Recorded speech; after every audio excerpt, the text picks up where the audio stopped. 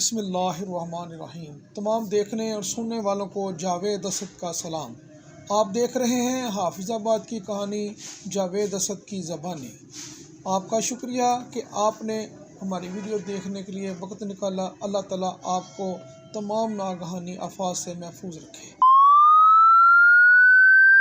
आज हम आपको बताएंगे कि एक शराबी ने शराब पीने से मना करने पर अपनी मिन्नतकश बीवी का गला दबाकर उसको मौत के घाट उतार दिया।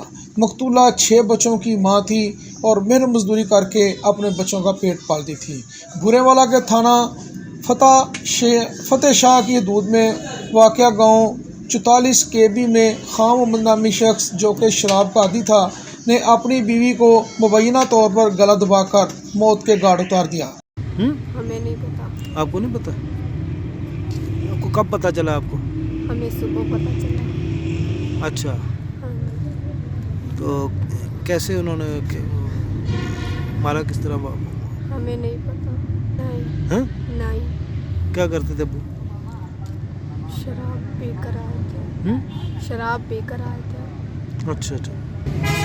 पहले तो यही झगड़ा है जी, क्यों शराब पींदा सी ते शराब पी के बस कुटदा सी, मारदा सी।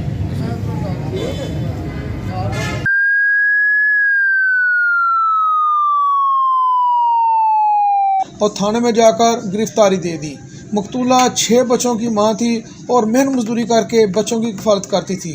वर्सा के मुताबिक मुलज़म शराब का आदी था, जिससे इसकी बीवी मकतूला इसे रोकती थी। वक़ूआ के वक्त भी बीवी ने इसे शराब नोशी से मना किया तो इसने इश्ताल में आकर इसका गला दबा दिया। थाना फतेह शाह पुलिस ने मकतूला की लाश को कब्ज़ा में लेकर पोस्टमार्टम के लिए हवाले कर दिया। अब जो मज़ीद तफ्तीश होगी उससे आपको मज़ीद आगाह करेंगे। बहरहाल शराब इसलिए कहते हैं कि यह हराम है जो आएगे का या आपको होश आवाज़ खो देती।